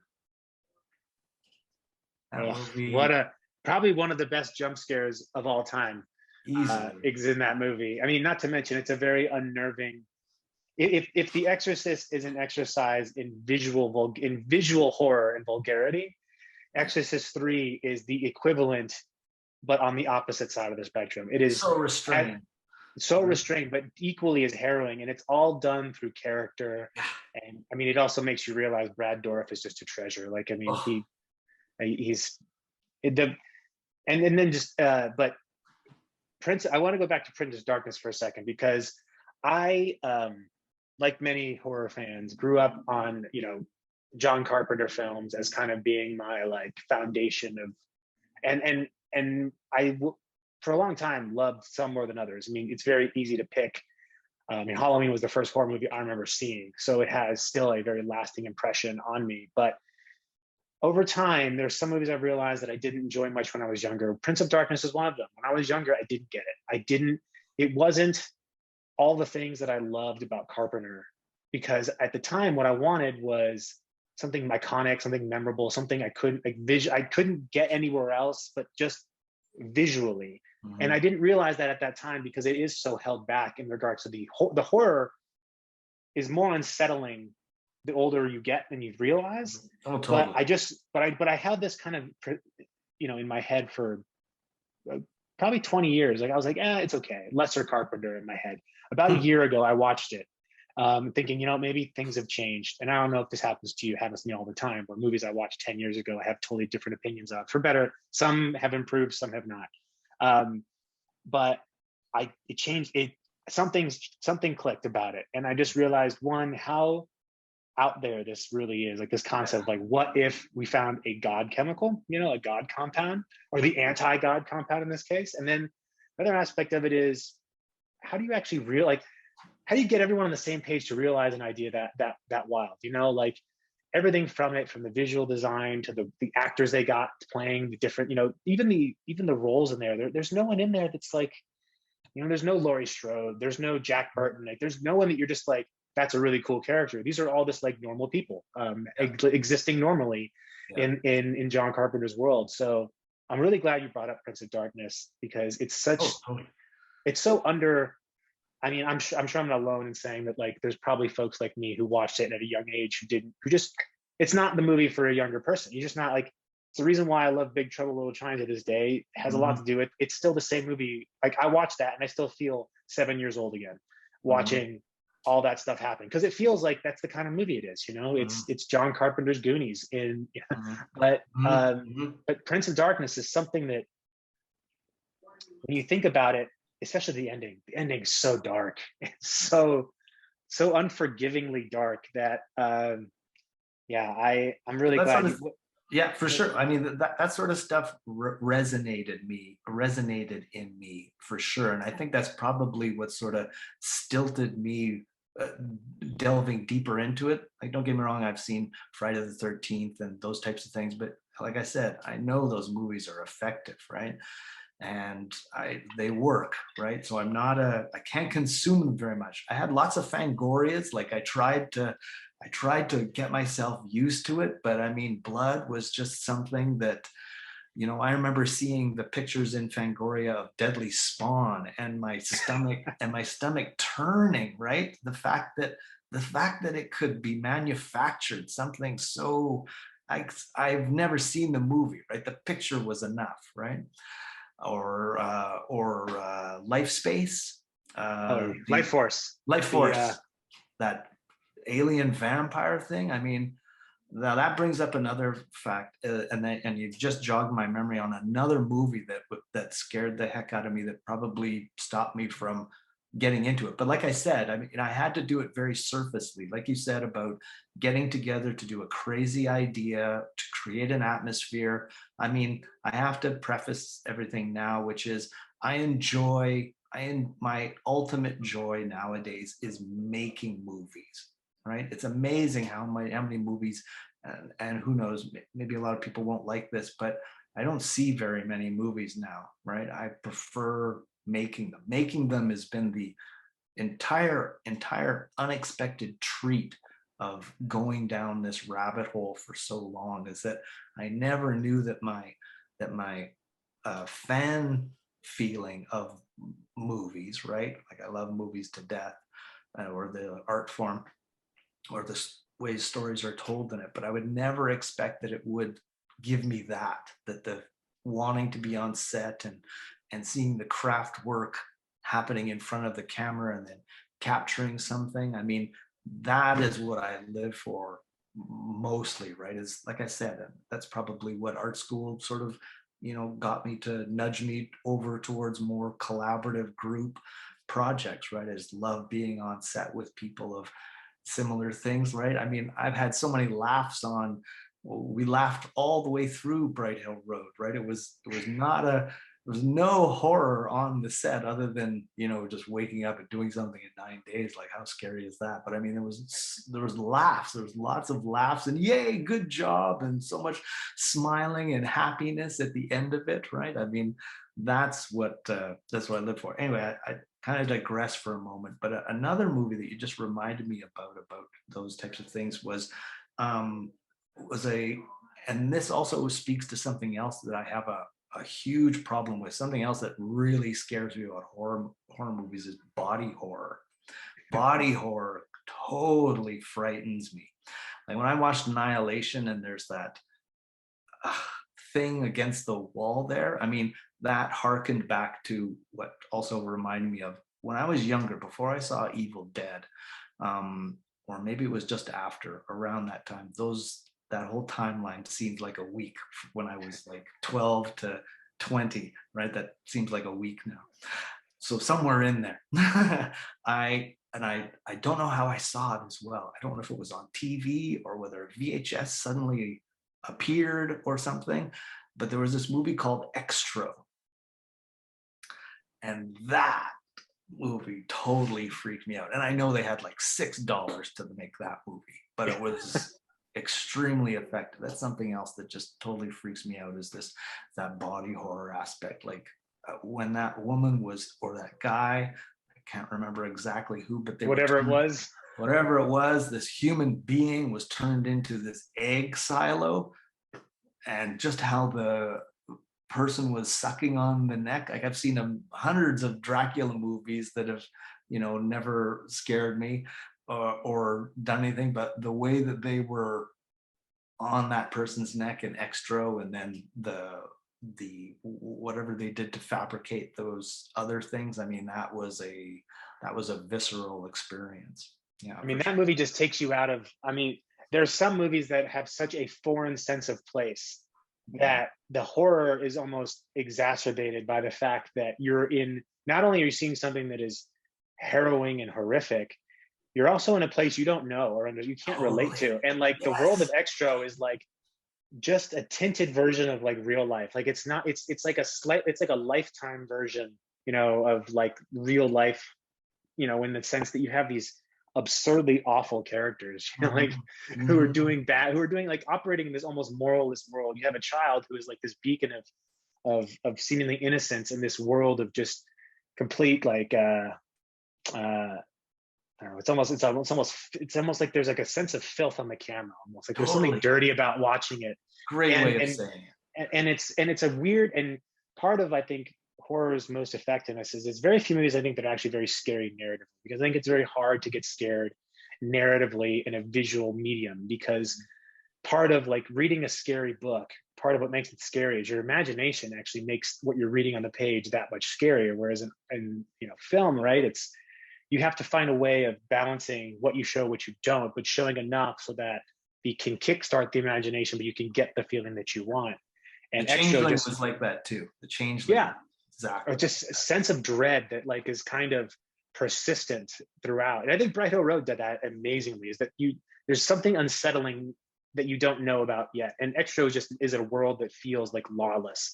And there's something to that, of like this creating I think that's the beauty of horror, really, is this ability to take you out of suspension of disbelief. In horror, it doesn't come from scaring people. It comes from getting people to think, to question for a moment that what they're seeing on the screen is real or not. Totally. Yep. And if you can do that well enough, like I think the reason why The Ring was so effective, particularly in the United States, the remake version of it, is the most scary part of the original Ring is the same scary thing of the remake. It's that girl coming out of the TV, coming out of the well. Like it sticks with you. It's Blair Witch does the same thing.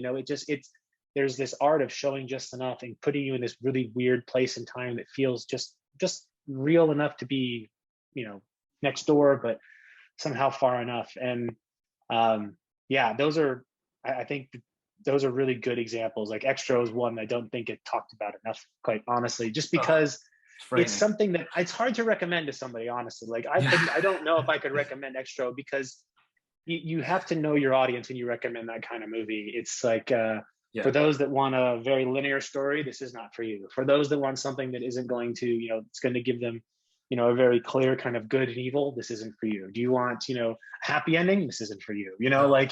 There's very little that it is for, but who it is for is the person who wants to see something different. Yeah. And horror really is the making the absurd terrifying. Which is why movies like Freaks, for this example, like Freaks Freaks does something that today you could, rightfully so, we shouldn't be turning folks who have some sort of physical disability into villainy. But Todd Browning never did that, right? Like he never said that these are bad people. All he said is that there happens to be two bad people, and this is the world you're living. You have to accept this. But there's things that you have to. The worst part of Freaks really is watching that, like, hey, they're going to kill everybody just like everybody else is. Like they're just people too, and they're just doing people things. And Yeah, like that's what really horror is. It gets you to forget what you're seeing, be scared by it all over again, even if it's something familiar. And I'm sure we could go on for hours just kind of talking about the different kind of movies and inspirations, but I do want to get to something here as oh sure. kind of a wrap up here. Oh, What are the things you're working on that we can expect to keep an eye for, and whether this horror or not. I think to some extent, anything you want to share, anything you're really excited about coming up is always something we're keen to hear more for about. sure. Yeah, I mean, I mean, if you like the Lifetime channel or the W network, I've got like a couple, got like, this year was a really good year for me as far as cinematography goes. And Bright Hill Road definitely helped out with that. Although it also put me under a microscope when I was doing those romantic comedies. But I'm about to shoot my fifth movie this year. It was Oh incredible wow. for pandemic work. Four of them are romantic comedies. Two of them are coming out very soon. One's called Love and Where to Find It, and another one is called Listen Out for Love. They star some great cast and made with some good friends of mine as well. So there's those, and then I'm just in prep right now for a thriller for this company as well, because they do not only romantic comedies, they do Christmas movies, and they do thrillers as well. And I found out that how they arrange their production schedule is that in the summer and the spring, that's when they do their Christmas movies and their romantic comedies. And that's when I started with them. I started with them earlier in April this year and did that. And then when it gets into the winter months, like November to February or so, that's when they do their thrillers and their horror movies. So luckily now I will be able to, I've run through the romantic comedy part of the schedule, and I'm going to get a shot at returning to some of my darker roots with this thriller that's called The Ties That Kill. Love So it. yeah, I mean, I've read the script, and I mean, it's jazzing me already. It has a lot of what Bright Hill Road had in it, and I'm interested now, like I said, in returning to the darker genre after experiencing some romantic lighting. Now, as far as like a cinematographer goes, what those gave me was an opportunity to really hone photographic confidence, right? So just to let you know, something that my mom used to do when she was younger and when we were smaller, she used to teach figure skating. And oftentimes in her figure skating classes, there weren't just females there. There were male hockey players as well. And they were sent there by their coaches to learn how to skate better, right? Like they could see the talent that the player had, but they'd send them to her and she would help them develop their skating skills. Now, again, this is another that thing about just learning how to enjoy the journey a little bit, right? I mean, you could say that going to shoot romantic comedies is not what you want to do. But I mean, if you want to be like a good cinematographer, go and try to do those movies, right? Try to do beauty lighting and aspirational sort of tone and concepts consistently every day, right? On a tight schedule as well, right? Like how to get across something that looks wholesome, good, right? Keeps everybody in a brighter light necessarily, right? If you want to get better as a cinematographer, try to do something that is opposite the genre that you think that you want to do, right? I honestly believe that it's very easy nowadays with the cameras and that sort of thing just to walk in and turn on or turn off a light or close a blind like I just did and said we're ready, right? Like it is possible, certainly, right? But how do you do something where, like I said, you have to get across a specific tone and concept consistently over a period of time, right? Changing lighting conditions, how do you maintain that consistency? I mean, one of the great things about the horror genre and what we were doing in Bright Hill Road certainly was playing to what was happening as well, right? Now that's another a skill set that you got to develop too, right? That ability to be able to notice things as they're happening and then be able to seize on them to take the energy that's happening from that, right? Whether you've had the chance to watch the light all through the day and then know that that's the particular time, or you're within a setup and you have referenced enough so that you can pivot easily and capture something that wasn't necessarily planned. But so that's something else that these romantic comedies have definitely taught me, is that it's given me an opportunity to hone my photographic confidence over something, right? So much so that it's a better project just because I can handle the pressures and the minutia of a schedule. You're going to need that no matter what. But to maintain a high quality sort of beauty level throughout things without the ability of a lot of darkness or tricks that you would use, like shadows and that sort of thing, or half light or no light, or lighting the background and not lighting the character. I mean, there's lots of things that are very, very forgivable in horror films that might not necessarily lead to good practices. And you might just get lucky, right? Like that may just be luck at that particular time, right? But with the visual demands of every project, whether it's independent or high budget, I mean, the cinematographer's job is to, again, like I said, is to maintain visual quality, right, and consistency through the entire project. Now, that is very much like a hockey player, so to speak, going to learn figure skating to learn how to be a better player, I think. So, I mean, that fits so well, because your ability to capture those moments of brightness give you such a great opportunity to juxtapose the darkness in a shot, right? And I think when you create, and to some extent, I think some movies like, you know, I'm of the contrarian mind. I'm not a big It Follows fan. Unfortunately, I've watched it 4 times thinking I'm missing something. And I think it's just more of a personal taste thing. But I think one of the things that it's the music, right? It might be. I think the more I think about it, the more it comes down to, I just don't like the characters enough to care about them. Interesting. And I think I think that's actually the aesthetic they're going for. Like, I think you're supposed to have these very anonymous, like kind of very just angsty teens, that you follow. But it was someone else's Halloween through their filter.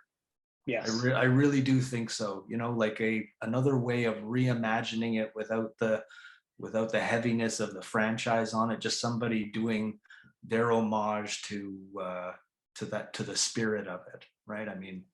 And I think it's a technical, and I always say this, like I think you can have a deep appreciation and respect for something without enjoying it entirely. And I think, to me, that's how I feel about it. Has always been that I really think that there's so much it works so well on.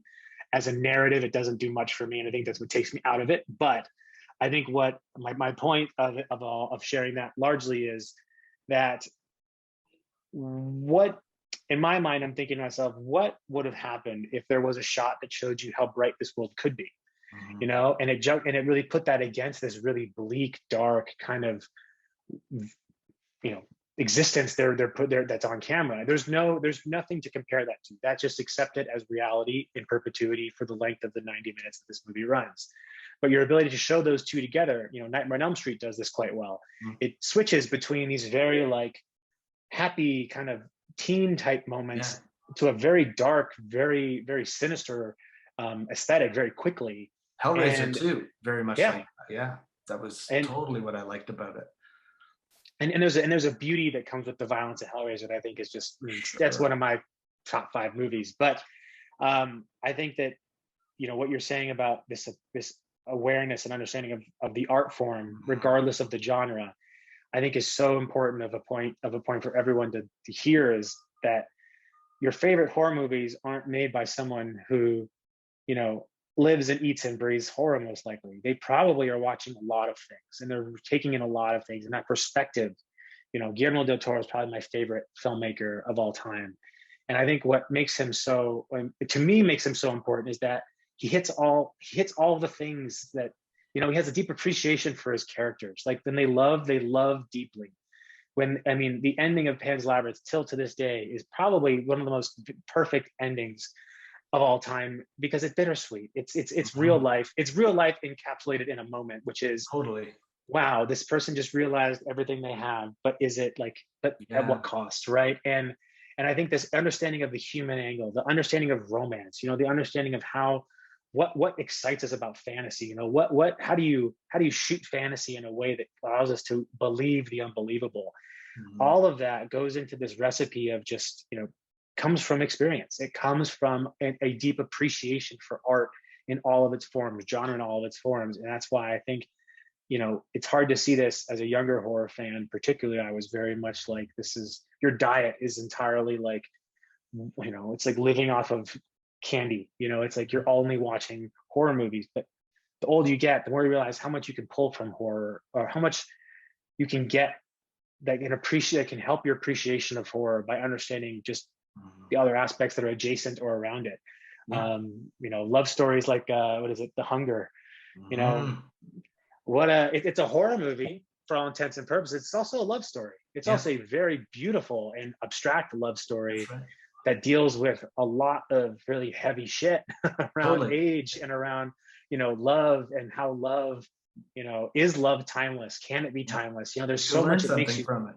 It is, but it comes from, again, the vision, is not, a horror vision. It's not a horrific vision even. I mean, it's very bloodless in a lot of ways, but there's a beauty to that, and there's an appreciation of that. And I think, Robert, the work you're doing, wherever it is, whatever genre it is, I think all of that is just reinstating the kind of initial founding points you made, which is, this journey isn't linear for anybody. No. And, while your journey is not going to be replicated, step by step by anybody else, there are parts of it that I think are really important for any budding filmmaker to take, or to heed, which is essentially that, be open to the possibility of different experience, regardless of where it comes from.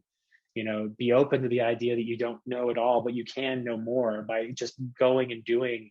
And that, your job isn't to be the hero as much as it is to help create one. Absolutely. You're part of the creation of something. And if you have a thirst for collaboration, if you have a thirst for, making people feel, just art as a medium, um, getting that experience, however it is, whether it's through art school, film school. I mean, you've really run us through a career that has touched on so many different things.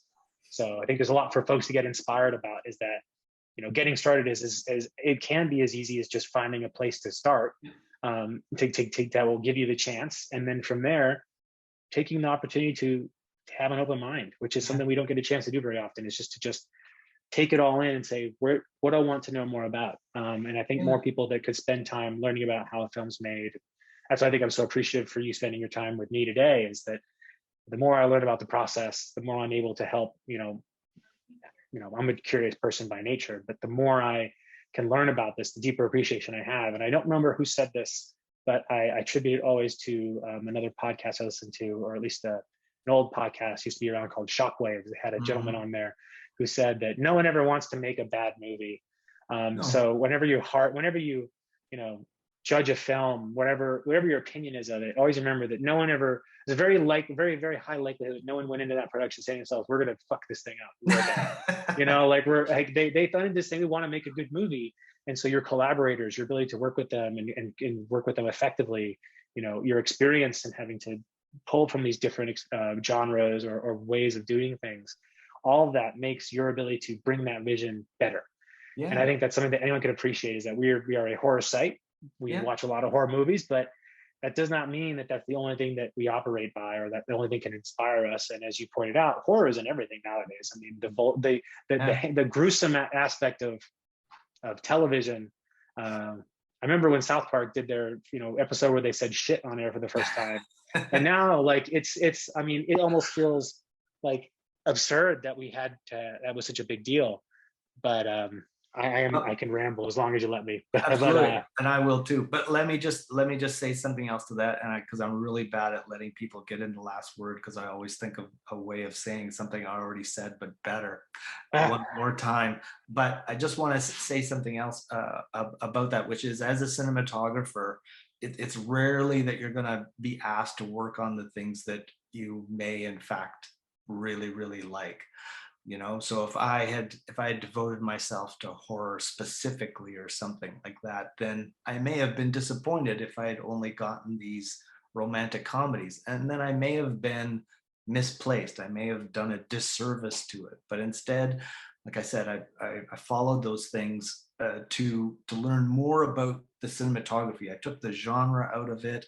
I took my personal likes out of it, and those I never ever bring to a project, because when I have to, I'm working for the director, right? So I have to be loyal to whatever's going on there, and that's why prep is good, because you can find out whether you can be, actually, before you do that, right? Like, it's okay, this is possibly wrong. But the other thing about that is that more likely, as a cinematographer, you are going to be asked to do many different things, right? You are going to be, you're going to be asked to do something romantic at some point, and sometimes filmmakers are hoping, even on this, even on some of the romantic comedies, working with some of the directors, right? They want, okay, this scene specifically has to be extremely romantic. This one has to be magical. This one needs to be darker. Okay, I want to bring out something between this relationship that isn't working. So we have to go darker here, right? It's not just one singular note, right? And I mean, Yeah. that was happening in Bright Hill Road as well. Robert was asking, not just, he was asking for scary, of course, right?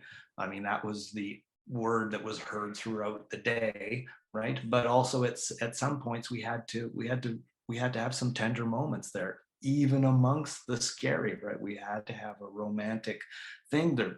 Is there something romantic happening there? What is this feeling that she has? So, like, melancholy, we had to hit a bunch of other tones that weren't even necessarily part of horror, right? But when they all came together, they had to give across a unifying real experience, like you said, something that could just, like, make you believe that it was happening, right? That's what you're going to get asked to do as a cinematographer. You're going to be asked to do that, right? Yeah, because if you just do that one note of just darkness or something like that, but without a juxtaposition to play that against, I mean, it could possibly still work. I mean, look at Extra. There's no redeeming things in there at But all. it's no, but no, and this is with all due respect to the creative team behind Extra, but some movies stand on different legs to gain their feet. Certainly. Like, and Extra stands on the legs of absurdity and visual and visual effects as a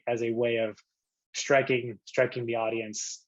But I think your point still holds, significant amount of of weight, under the sense that you can't be one note. You just No. can't have this one note approach to anything, because the spectrum of human emotion isn't one note. And or if the job is to manifest emotion where it isn't, right? Because that's really what art is. It's there to elicit a response. So if your job is to elicit a response and you're trying to manufacture that response through the work, your ability to understand the nuance of these different approaches, the horror, the darkness being one thing, but the light also being another thing. How do you use, and while I think Midsummer is a very self-flagellating piece of film work, I can't deny the fact that it's a very bright film that is Yeah, able to show you very horrific things in the daytime, in right? the It's daytime. So it just shows that there is no path. And I think this is just an unintended, really great metaphor to kind of surmise a lot of what we've talked about, but also the points we're hitting on, is that there just isn't one path around these things. Like, there's not one path through cinematography. There's not one path through genre. It really is about this journey of exploration and Mhm. seeing how it's done other ways, and really taking all the really great art is just a series of inspirations coming together into something that's different. And so I think that you know you're reinforcing of this notion of don't turn your nose to anything. Don't You're not better than anything unless you want to be better than, like, you're not better than anything by no, you're not objectively better than anything, than any work in this case. But it is how much you can bring to that work, and the mindset you have going into it can dictate so much of that outcome. um, where I think it's easy to just say, oh, it's not Totally. not a horror movie, I'm not going to watch it. Say, no, I'm going to watch this because there's I something mean, really good. And you'll go through that because as you get older, you'll just naturally become more accepting of certain things, and your brain expands. Believe me, I mean, if you had told me when I was in film school that this is that I would be talking about film and have been a film instructor and be able to speak this way or mentor, I mean, I would have laughed in your face. I mean, I would have never expected this. I mean, but that's what people's journeys are for others, is hopefully to be able to, speed up their process as well. I mean, that's why I liked teaching for when I did it, is because I felt it was time to offer what I had. I mean, I didn't know if I could either, really, right? But I mean, it was important to me at that moment to be able to help somebody else's process. Like, okay, if I can, I mean, I know I'm not a teacher or anything else like that, but all I do is just sort of reflect on what happened to me. That's all I could really share with the students, right? Is that, because it was such a personal journey, right? So all I could really share with them is the fact that, okay, I've done this. I've seen what happens after film school. You're in film school. How about I do what didn't necessarily happen in film school for me, which is we'd never had anybody that had gone away over the horizon and then come back and said, you'll never believe what's going to happen, right? I just felt that as like a perfect opportunity. So I'll share with you the mistakes I did, so you don't have to stand in the same holes, right? Like, if I can get you to where you want to get to faster without, like, there's no reason to repeat those mistakes, those real basic ones, right? So I can yeah, share with you what happens, and you don't have to do those if you don't want to, right? it is. And so there's always these moments of experience being something that is both deeply personal, but something that is helped by Yeah. understanding others. Where if there's some mistakes, I think that you always want to make on your own in order for them to Oh, realize. you But at the will, same, definitely. but oh, of course, I think when you pursue anything of passion, you have to be open to the idea that success is going to happen less than failure, or again, not success will happen. But it is this idea that you're not there to achieve right away. You're there to learn how to achieve what you want to achieve, and that journey is so important. So, Robert, it's been such a fantastic conversation. Thank you so much for being here, for being a part of it. And we will definitely post, some links to where folks can see more about your work. Definitely, we'll be keeping an eye out for a couple of the films. I know I've heard of the Love and Where to Find It one as well. I don't know how, Oh, great, good. but I definitely, the title sounds familiar, so it's definitely making the round somehow. But we will always be big supporters here at Macabre Daily. And again, Robert Riendeau, thank you so much for the time and the information. My pleasure. Happy to share, Matt. Thanks so much for getting in touch with me to do this.